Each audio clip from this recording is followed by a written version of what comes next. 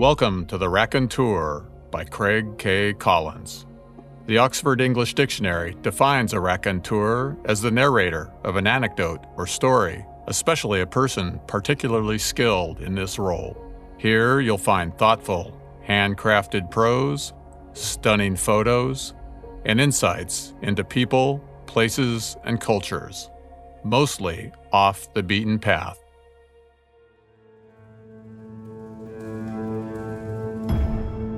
This week's episode takes us to the Ancient Bristlecone Pine Forest, high atop the White Mountains of Eastern California, where I meditate amid the oldest living things on Earth. The Buddhist in me. I hear the ancient bristlecone pines whisper, all things must pass. I am alone at 10,000 feet in the White Mountains of California, sitting on a flat rock, eyes closed, meditating, and trying, so far unsuccessfully, to empty my mind of all thought, internal chatter, and worry. The setting sun, warm upon my face, is casting an amber glow on the weathered, honeyed trunks of a pair of ancient bristlecone pines known as the sentinels. I feel their presence behind my right shoulder as they spindle skyward. These siblings sprouted at roughly the same time, some 3,500 years ago. The nearest tree is dead, having succumbed 500 years previous, leaving its partner to carry on. Yet its hulking, twisting skeleton still strikes a majestic pose, as it has done for the past 5 centuries, and will likely continue for perhaps several centuries more. It stands as a reminder that all things must pass, even seemingly ageless bristlecones. Together, these trees have experienced nearly 1.3 million sunsets. I am honored to share this most recent one with them. It is surprisingly quiet in this high-altitude forest. The bristlecones are stout and spaced far apart. They don't sway in the breeze, and neither does the wind whisper through their branches. At this altitude, there are fewer birds, insects, and animals. It is not a raucous place, filled with noisy arboreal denizens, like so many lowland forests. Here, quiet and solitude abound. I close my eyes, concentrate, and listen to the silence. But I can mostly only hear myself think. Did I pay my car registration? Should I get new tires? Don't forget to call my mom. When forced with silence, it's remarkable how much you notice your brain to be filled with the constant buzz of quotidian thoughts. I focus on emptying my mind, and after several minutes, am somewhat successful, but not entirely. For there is something deep down blocking my path to tranquility. After further meditation, I identify it as a deep, lingering sorrow over the recent passing of a close family member, as well as some just received news of a beloved high school classmate's sudden death. Earlier that day, I'm descending Sherwin Grade on Highway 395 on my way from Mammoth Lakes to my old hometown of Bishop. I'm on a photography expedition through the Eastern Sierra, beneath whose lofty peaks I spent the first 17 years of my life. Before me, the Owens Valley, the deepest in the U.S., stretches 100 miles into the distance. On my left is the 14,252-foot White Mountain Peak, just beneath which the ancient bristlecone pines reside. On my right is the Eastern Sierra, an imposing wall of granite with a jagged collection of 13,000 and 14,000-foot peaks, which greet me like old friends and make my heart soar. There's Mount Tom, the photogenic pyramidal peak that dominates the Bishop skyline. And there's Basin Mountain, a 13er I unwisely summited with high school pal Randy Smith in the bitter cold of December and nearly didn't live to tell the tale. And Mount Humphreys, only 8 feet shy of 14,000, and whose intimidating granite prominence looks like a shark's tooth. I glide down the grade and coast onto the valley floor, where towering cottonwoods line each side of the road and escort me into town. The meadows beyond the trees are lush beneath the summer heat, following the heavy mountain snows of winter and subsequent cool spring. I meet my classmate, Annette Holland, for gossip and lunch on the outdoor deck of Whiskey Creek. We catch up on the comings and goings of our lives and those of our classmates.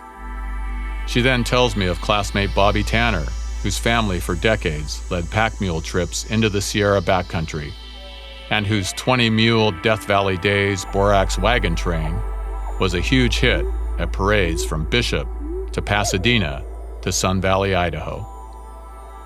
Bobby expired 2 weeks prior, suddenly, unexpectedly, and peacefully, while reclined in a chair at home. I tell Annette that it all came rushing back to me while driving down Sherwin Grade. I was 17 again, the summer after my senior year, flying down the road in my Datsun 510, Springsteen and the Stones on cassette, working mornings as a greenskeeper at the Bishop Golf Course, afternoons floating the Owens River in inner tubes, backpack trips into the high country, madly in love with the girl next door, skinny dipping at Hot Creek, all the time in the world, and nothing but a string of endless possibilities stretching out before me. I look into Annette's eyes, tell her that it all seems like a dream, and ask, how did this happen? How did we get old? I'm back among the bristlecones. The sun sinks across the valley and behind the Sierra crest. The air cools, the sky darkens, the first stars emerge, pinpricks in a cobalt backdrop. The sentinels stand golden in the alpenglow. My tripod and camera are set, but it will be at least another hour until the sky darkens completely and the Milky Way rises over the ridge to the east.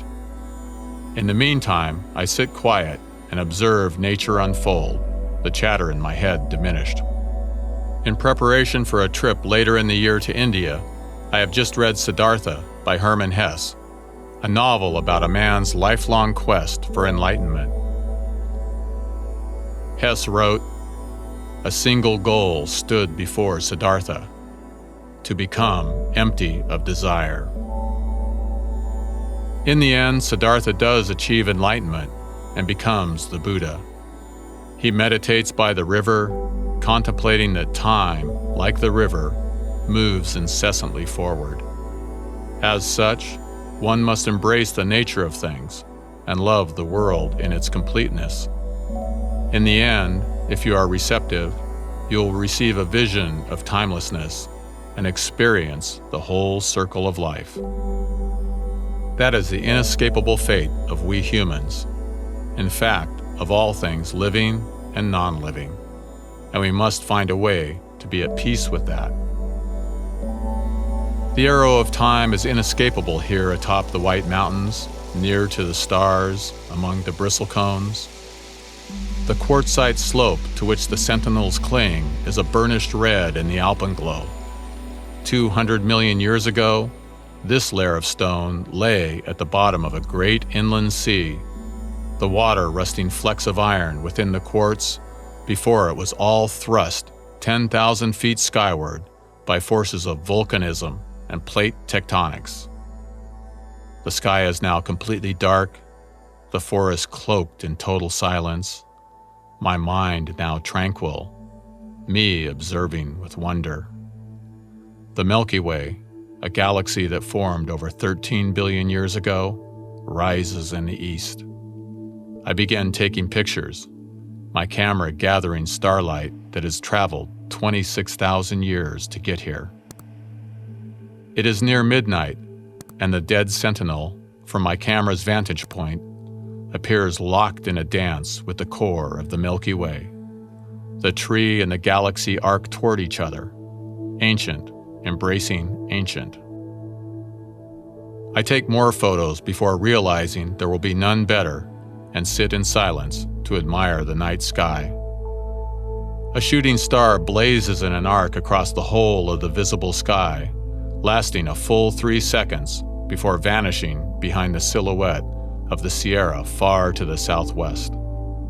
I smile and remember an August night many years ago when my uncle and I went to see a drive-in movie. But it was the peak of the Perseid meteor shower, and we ended up ignoring the movie, instead laying on the hood of the station wagon, staring heavenly, counting the falling stars, which numbered more than 100 per hour. He too passed recently, suddenly and unexpectedly. I gather my camera equipment and stow everything in my backpack. I place my hand on the trunk of a bristlecone next to the trail. I close my eyes and empty my mind completely. It is not difficult, should you come here, to find peace in these mountains among the trees. I remove my hand, nod to the sentinels, and depart down the trail and into the night.